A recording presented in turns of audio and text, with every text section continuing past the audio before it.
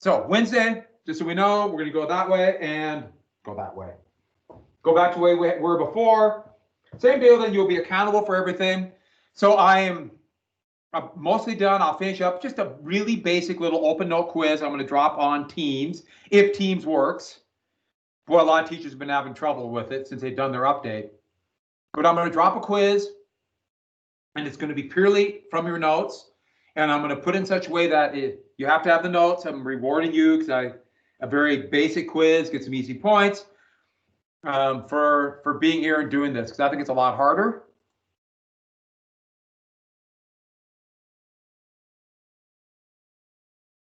Okay, McKenna, you have your hand up. I'm sorry, I missed it. Oh, sorry, I accidentally clicked that. Didn't mean to. Well, give a question. Come on, come up with something. I don't know. Ah! Oh, we got another question. Yes. Will we have the stuff that we went over yesterday on the test? On the test. On the quiz I'm going to give? No, like the test for the unit. Will the slavery in America stuff be on that? Okay. Yes. So the unit will be manifest destiny. What else? And other stuff. Yeah, manifest destiny, slavery, and the fiery 50s. Oh, no, Calvin, yes. Is this the location that you had as your background picture before? Oh, this is not the same. Before I had, I went Budapest, and then I went to Prague, and now I'm in Mexico. This is Chichen Itza, which is a Mayan pyramids, and it's, yeah. So that's one of that's a pyramid. So me and Eddie Manning spent so much time finding this picture right here. Oh, you have one. Look, it's the exact same one. It's so close. Yeah, I think everyone takes a picture at that spot. Yeah. It is so close. It is so hard to find this picture. All right. Well, just for you.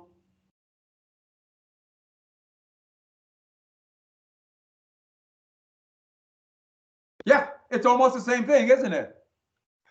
Move your head. Oh my God. Yeah, I'm a little closer. And by the way, isn't everyone enjoying this? Isn't this fun? I'm insane at the game GeoGuessr. I like this. All right, thank you. That was awesome. Oh, so you have to read the Calhoun. We gotta get to work. We have to get to work. And on that document, I've got a lot of people have read it. I've not graded everybody's yet, but most people have. And for the most part, people are doing well on it. The biggest problem I've seen is historical context. And I'm getting people like tell me stuff that's in the document. No, it's got to be stuff outside, stuff that's happening in the United States that's affecting Calhoun's point of view. Now, I'm getting people mentioning your words he said or things like that, or just words like South, North. No, it's got to be specific events and places. I mean, we're talking about the Pakenham letter that was written about Texas. Texas is like the most important thing, the whole argument about Texas. Another one, slavery in the territories, Industrial Revolution, nullification, Mexican War, Texas independence. I could say the gag rule and on the election of 1844. Those were events. I mean, you think about something, if somebody asked you a question about the election of 1820, or I'm sorry, 2020, the election we just had, and asked you about the presidential election, and your only response was, well, you know, all you need to know is Biden won. That tells you nothing. I mean, think about all the things that affected that election. Like number one, like with Texas for Calhoun, think about the pandemic, then the restrictions, the economic recession that came out of that. And that also stems to other issues that are happening at this time. You have the growing inequality of wealth, the stagnation of wages, the growth of monopolies, the climate change disaster that appears to be rumbling up. All of these issues and more, we can talk about issues with abortion, issues about guns. All of these issues greatly affected the election. It's not enough to just simply say one thing happened or kind of look at a few basic things. They're all, everything is a combination of events that shape it and mold it. Nothing happens in a vacuum. Whenever you look at a document, whenever you look at, I think, anything, think about the context. There's so much more behind behind the surface, and it makes it easier to remember.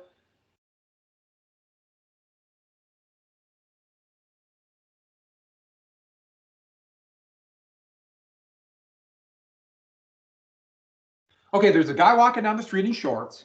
Stuff happens. I had to look at him.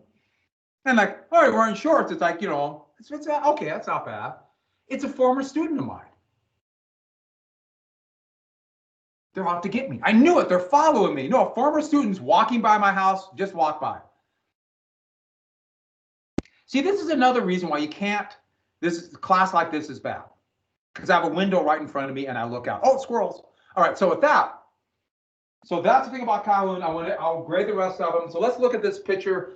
Just to review, talked about the Middle Passage, Bacon's Rebellion. Remember, Bacon's Rebellion led to what we know of as racism, even though it's not quite ingrained, it's just growing. And talked about the Industrial Revolution, and then the King Cotton, the Black Belt, and that Black Belt right here of the good soil. And that's why I put this picture in here to remind you again, that population of slaves, the percentage of slaves in each state will change everything. Show you everything you need to know about the history of these states. They're the most we can't radical. see the PowerPoint. Just imagine you could see it. Okay. Can you see it now? Yeah, we're good? good. Awesome. How to get rid of it. So I was just talking to myself then, but this belt of the high percentage of slaves, they'd be the most radical. The owners had the most to lose. They had the most political power, so they felt like they were in charge. And the biggest fear of slave rebellion. So this, I think we got, talk about the, didn't we get right to here? This look right? They're anti-tax, anti-tariff. Yeah, that's it. Anti-federal. This is where we put that. So it's going to be this anti-tax legacy that's going to grow and grow and grow. And taxes fund government because they thought taxes are any tax is a tax on wealth. And what's their biggest wealth? Slaves. So any taxes, a tax on wealth is anti-slavery. And so this whole ideology is going to form. Here's a quote looking back, this is on the 1850s, and talking about the attitude that the very wealthy in the South had. Because they looked at it, they didn't like taxes. Well, you know, no one really likes taxes, even though you can have no government functions, or for that matter, without taxes, you cannot have an economy. Money does not have value unless there's taxation, period. We become Lord of the Flies, or Somalia. But nobody really likes it. What they portrayed it as, not, we don't like taxes because it might affect our slaves. We don't want taxes because it's an attack on your freedom. Like that sound? I won't do it again. Okay, inquisitorial is like from the Inquisition, where the Spanish Inquisition would be to root out people who are not Christian in Spain when they ran out the Muslims and also attacking Jews and torture them to death. So this is implying that this is a torture. So there's evil inquisitorial income and wealth taxes that allow tax collectors to invade, to come in your private homes, access what you have, and steal what you own. The idea being they're going to come in and take what you have. That's a little bit what taxes is, but they're trying to portray this to everybody, even though the group that really is affected is that tiny percentage on top that has slaves. But they're trying to say to all these people who don't have slaves, you're going to lose what little you have. The tax collector is going to come in. And by the way, if you don't have much, even losing a little bit is huge. And that will lead to a legacy from slavery of intense anti-government feeling. And by the way, this is not the way they felt before the revolution. They didn't like the Tea Act because it was leading to monopoly. But they try to portray that, no, it's anti-government. Taxes pay for government. And what that means is anti-public institutions that government create. And that means things like schools, garbage collection. We can't see the PowerPoint again. Why do you do that to me? And you're just going to sit there and watch.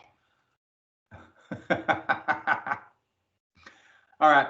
My screen fell off and a funny email was up. Not all that funny. Bob Ward's has an educator's night where between a couple hours they'll give teachers and administrators a price break, 25% off.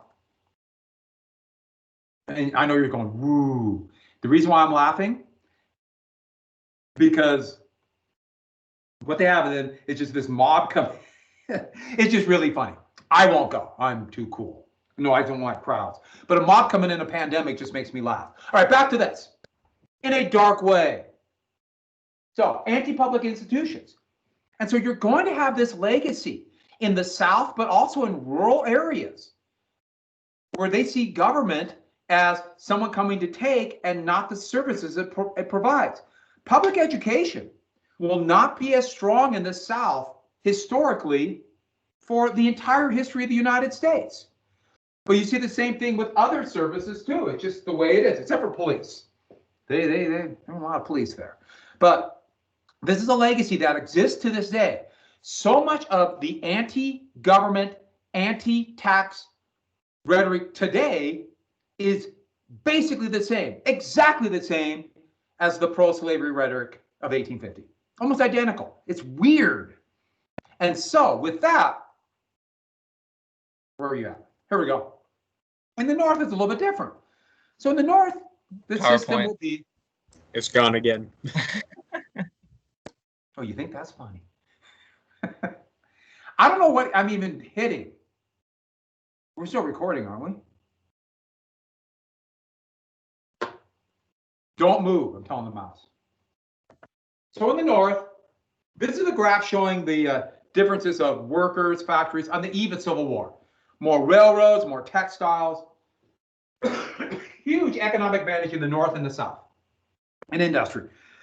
And so why? They don't have that same attitude in the North and the South, but that also means greater banking and finance, population growth, and this feeling in the North of growing wealth. Now, there's more wealthy people in the South, significantly more millionaires in the South, greater percentage of that in the South, but the North is growing. And there's something to know about this. Now I got to go back here. Screen still on? Good. Everybody in agriculture, well, everybody is in debt, but farmers are always in debt. Even the wealthiest plantation owners in debt. You know, they might sell their crops, they might be bringing in wealth, but not actual cash money. So they owe money to banks. If the finances in the North, they owe the money to the banks. And if you think about it for a second, nobody likes who they owe money to. So that adds to more resentment. But then, what the deal was is that the South more and more felt like, okay, they were a minority section by every empirical measurement, but they felt in this context like a minority section as being mistreated. A minority section, as in the North, is rigging the system against them, that they're out to get them.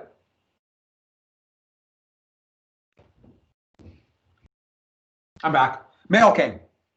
So that's what they felt like, a minority section. And the thing about this is they felt like a mistreated minority, and they're always going to be mistreated, and it's always going to be getting worse. I should add, Northerners felt like the South were a bunch of bullies doing the same thing. This is a dangerous combination where you have two different groups that are looking at the same exact event and seeing two different things. This is dangerous for a republic. It reminds me of another time. Let me look at my watch. Now. Reminds me of now.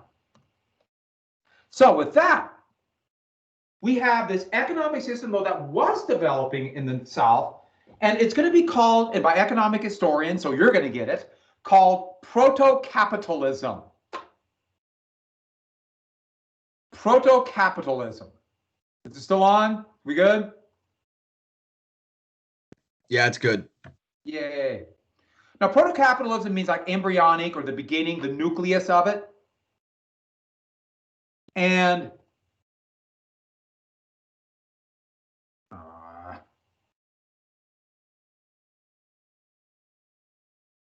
the beginnings are like has elements of capitalism, but it's still pre-capitalism. Remember, capitalism is the dominance of machines. The capitalism is where a small group of individuals owns the means of production, the machines. And these machines, the machines from the basic textile mill to computers and robotics today, that's capital. But this is a little bit different. It's the basic elements of capitalism, where you have a small group of people owning the capital, but it's different. The capital, we're off again, aren't we? Fun in the sun. The capital, right there, it's people. Humans are capital. Humans are the machines. Humans are the one that they're going to extract wealth. They're going to work to death, bleed wealth out of them, literally bleed them until they die. Torture and bleed them until they die. That is proto-capitalism. That's the kind of capitalism they had there. And all their work, the wealth goes to the people who own them. In this context, the big plantation owners. And just like the person with the machines have the competitive advantage over smaller competitors, the same with the big plantation owners, aka big slave labor camps. And so with that, what became in the South, very simple. Wealth was tied into slaves. The more wealth you had, or the more slaves you had, the more wealth. And the sign of wealth was slaves. So even people who might have had the very few factories or mills, the couple banks, I guarantee you, they all had slaves if they could afford it. If you had nothing, a small little farm, the sign that you made it, you bought a slave. That was the sign of wealth. And this was to extract wealth out of them. The problem is then for the slave owner, how do you work the machines? How do you extract wealth? Which, by the way, you notice I said the problem for them? How do you work people to death? I mean, this is horrific. But this picture I showed right here, here they are hoeing a field with the overseer seeing it, and he's got a whip in his hand. And that was always the vision I had. I've had teachers tell me this. In fact, the earlier versions of your textbook had this too. It was just basically working them to death. The idea being someone's behind screaming, work, work, and if you slow it up, they beat you. And that's probably what your image of slavery was too, isn't it? Admit it, you're all, beat, work, work. That's not the way it was at all. It's much more complex. And this goes back to even before the permanent slavery in the United States. In fact, this goes back to Carthage, ancient Carthage in the 3rd century BC. I know you're wondering, when am I going to get to Carthage? It's in what is now Tunisia. It's called, or these slave labor camps, or the way they set up. These plantations were set up as horrific slave labor camps, and they used the pushing system. Economic historians would call this the quota system. This is in your textbook now, but it has just been in the last edition. It was not in the previous edition of your textbooks. So when I got this new textbook, I ordered a new textbook. There's some issues. I got this edition. That was one of the big changes. This is not in any other textbook in our school or in the district. This is not in the textbook that the Helena High AP class has, because frankly, we're just better than them. I mean, you all agree, right? I mean, that's just, and I recorded that. But no, it just, because it was never talked about. Nobody talked about this historically. It was because the brutality of the pushing system is actually, it's more brutal than someone sitting behind and whipping them. So here are people, this is actually after the Civil War, what's called sharecroppers. This is 1858. By the way, there is an overseer, but it's more just to watch. They're working By the way, you're old enough to walk, you're old enough to work, and old enough to get a quota. And what the quota is this. They'll find a time, they'll come up with a number. In fact, they record it for every slave. And this is recorded. They still have many of these documents. The name of the slave, usually be a name given to by the master, and then if they did have a surname or last name, it would be the name of the owner. And then they would say how much you made, or how much you picked that day. And it would work like this. A good way to look at it would be, let's say, downriver. So in the Mississippi Delta region in the Black Belt, a new slave was purchased. A young woman came in, and she, 18, 19 years old, going to go in the fields. And so they would come up with their quota. So they'd take a couple days to acclimate them, feed them better than slaves normally would. So get them very healthy. Teach them a couple days, not work them hard, just show them some practice how to pick cotton, and then the day would happen. Boom, they're out in the field. And they'd push them, but they feel good. They're working fast. And they would pick as much cotton as possible. As you can see in one of these baskets or the big bags, this is slung over their shoulders. And at the end of the day, they'd weigh that cotton and come up with a number and record it. And that's your quota. And I think you know what happens. The next day, they don't get the nice rest. The food has got much worse. So they're tired. They're exhausted. They're beat. I don't know any other way to say that. And they got to meet that quota again. And their option's this: meet the quota or be tortured. And that's how slavery worked. That's the brutality of the system. That's why you didn't need somebody back there whipping them. They had to meet the quota, or they're taken back and they're whipped. Usually strung up to a tree, 10 lashes, sometimes lashes to the back of the thigh. For repeat offenders that don't meet their quota, and it doesn't matter if you're sick or injured, no, you got to meet your quota. There'd be more harsh punishments, so more whippings, cut off ear, slit the nose, fish hook you. Yeah, I think you know what fish hook is. Rip that off right there. Yeah, they would do all of that to meet your quota. So if you're a rational person, after your second or third day, the example I gave you, you're just sitting there going, oh God, I got to meet this quota. What are you going to do? You're going to come up ways on your own to save time, to become more efficient, to pick more, increase your own productivity. The productivity is the amount of goods that one person produces in a day or an hour. So you increase your productivity on your own. Let the slaves do it.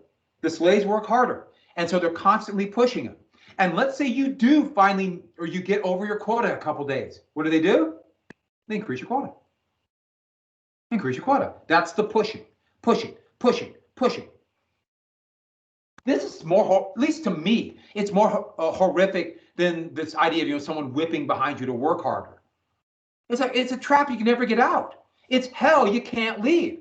And it's all based upon terror, torture. It's all based upon torture. When they would check slaves who were being sold, they would check their back for whip marks.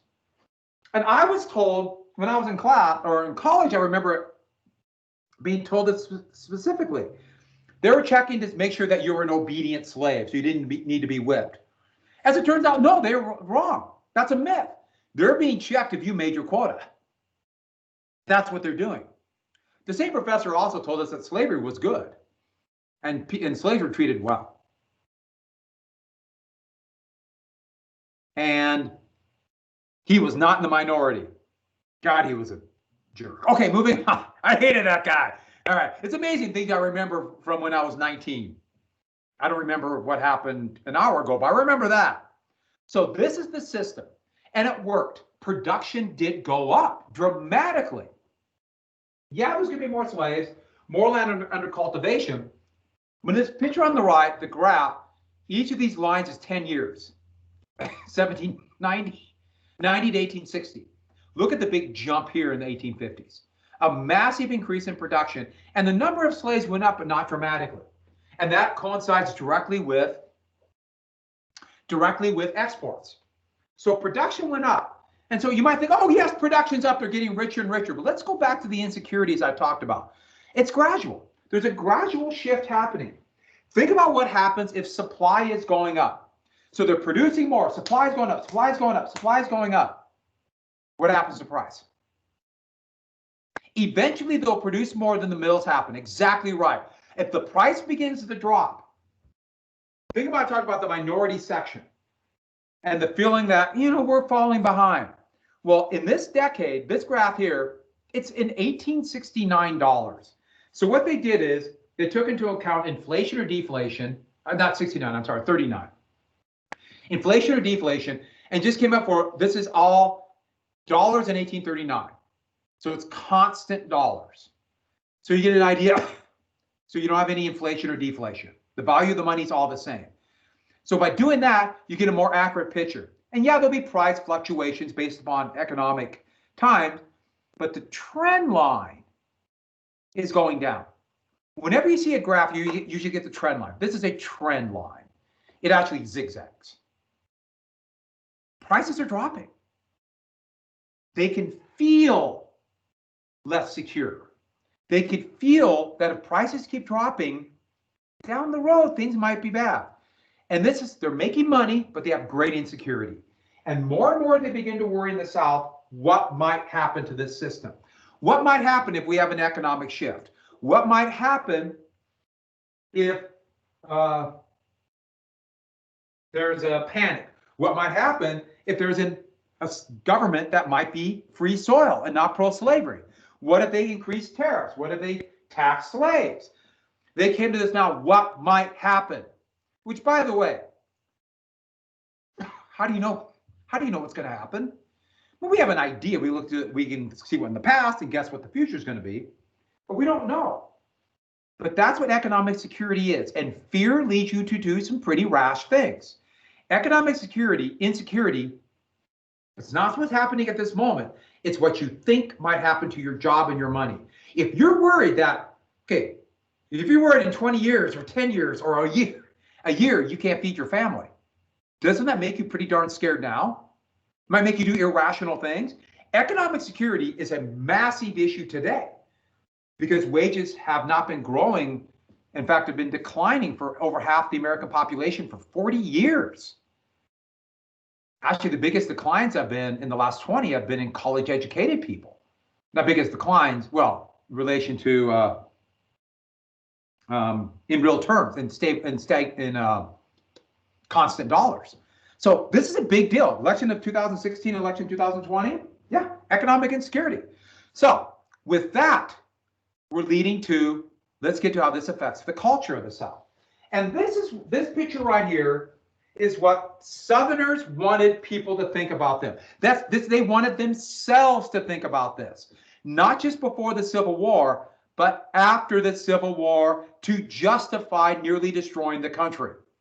We had this great system. Look how well the slaves were treated. They have their own homes, these beautiful quarters, they're singing and dancing. Oh yeah, it's humble. They don't have much, but they have everything they need, don't they? Look how happy they are. And he's playing, you might know that instrument, that's a banjo. A banjo is an African instrument. And so you see any pictures from the 19th century, it's always slaves or descendants of slaves playing the banjo. If you know anything about banjos today, that seems a little weird, but that's how it started, as an African instrument. Like a lot of things kind of incorporated by whites. And the South, something to know about it that affected its culture, it's very rural. Now, there are people who live there, but lots of small farms, small villages, people living outside, or living outside of cities where cities would have, like, let's say, government and public functions like parks or garbage collection. Okay, there's always going to be police. Hey, there's always been a massive police presence. Okay, the police would have been anti-slave rebellion militias, but it's dominated this rural society by the big slave or these plantation houses, these beautiful mansions. And so this is the idealized version they wanted people to see. The nice slave quarters and then the beautiful idyllic mansions. And the vast majority of non-slave holders, so the vast majority of whites, They did not live here, but the idea is maybe someday they can, or we're close to them. This is a tobacco one. This is actually 18th century Virginia. I just thought this picture was pretty good. But this rural society, this is loosely based on Monticello, Jefferson's home. And the classes in the South are very stratified. When I mean stratified, is the class, upper class, they don't really have a middle class per se, very small, of that professional class that got some of the benefits. But you have the upper class, and then you have the elite aristocracy, and then large slaveholders, small slaveholders, poor whites, they own a farm, but no slaves, laborers, and then slaves. Very stratified. What stratified means is this is what we got to get. It's hard to go between the classes. It's almost impossible to move from lower class to upper class. Everyone got that? That's what stratified means. Stratified means that there's no, the term that would say today is social mobility. If you're born in a poor scratch gravel house, or a scratch gravel farm, small little log cabin, poor, you're probably going to die that way. Your children will be that way. That's just the way it is. It's very stratified. There was a lot more social mobility in the North. When I was your age, there was a lot more social mobility than today. The odds are you're going to be in the class of your parents today. It's been a big shift. We'll talk about it when we get to the 80s. So this pie graph shows that tiny 1%, the elite, the aristocracy. Almost all the wealth. They had over 100 plus slaves. They ran things. And then the big slaveholders, 10 to 99, that's only 6.6%. 17%, maybe one or two slaves. So these might be either non-farmers or that farmer, I made it to have a slave. A lot of these people were former slaves. A lot of former slaves bought slaves. Of course, if you're going to get up in the world, in the South, you need a slave. And then the vast majority here, non-slaveholders. Here, the lighter graph of the total number of white families in black, slaveholding. And so even though you have like a large number of slaveholding families, it's still a small percentage of total white families. And don't forget, the slaveholding families, most of them have almost no slaves. And the thing to understand about that is, when the Civil War is going to be fought in this very stratified system, it's going to be directed by this group here. They're the ones who push the country to war, or the South to war.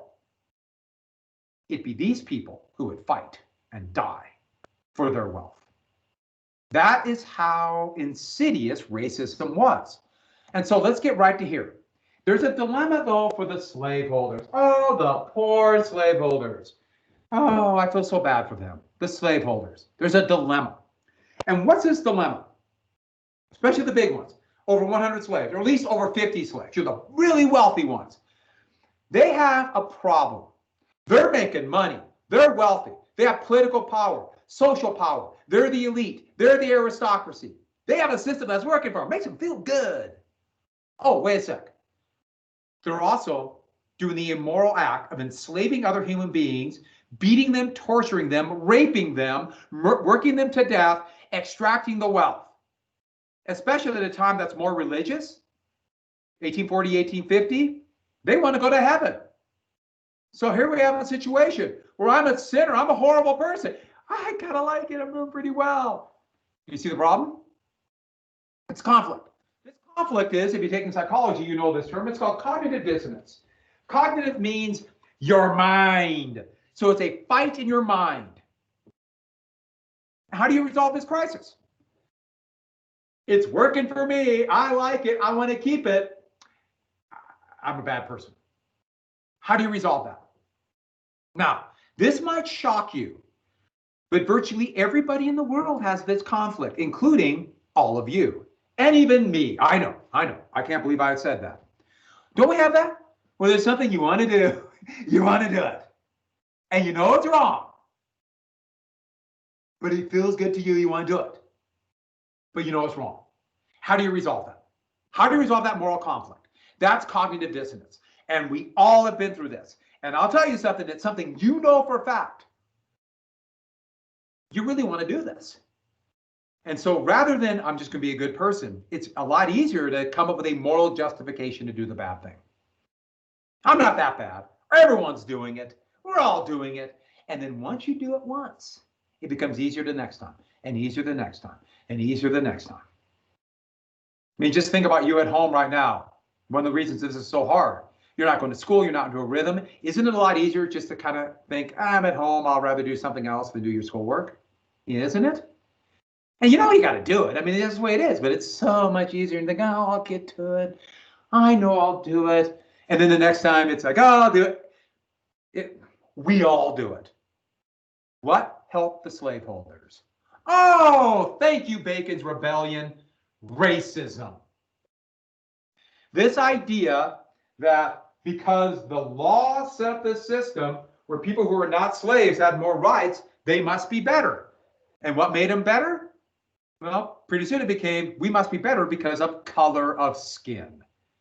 And doesn't that solve the problem now?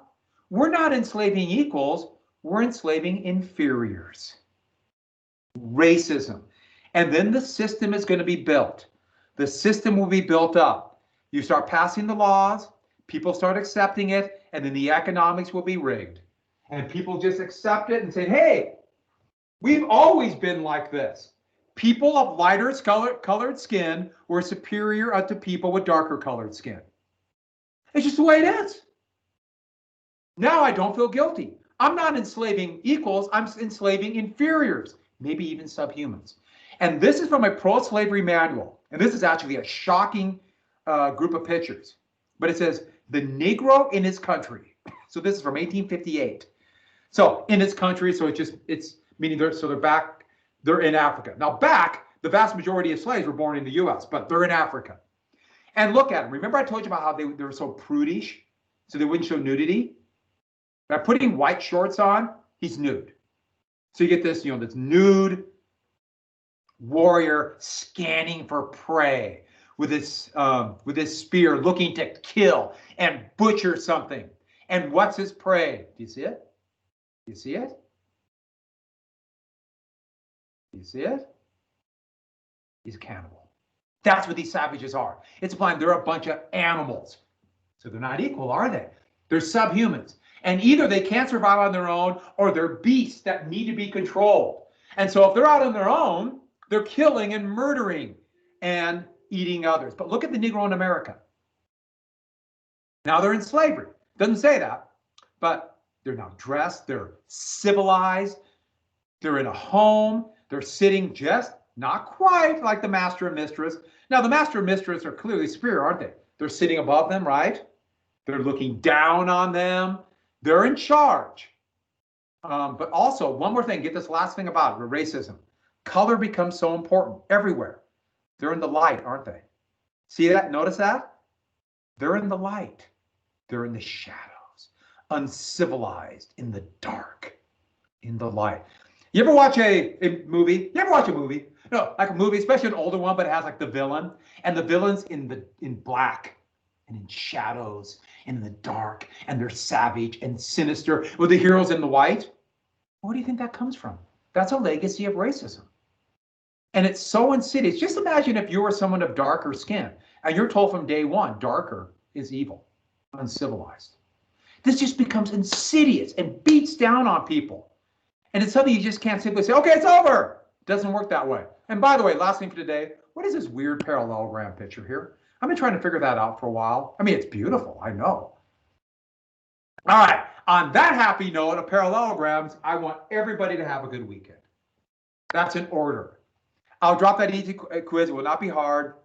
I'll see you guys Monday. Oh, check on post. There will be a little bit of a reading assignment, but have a great weekend. It's supposed to be in the 90s tomorrow. I just made it up. I have no idea. Goodbye, everybody.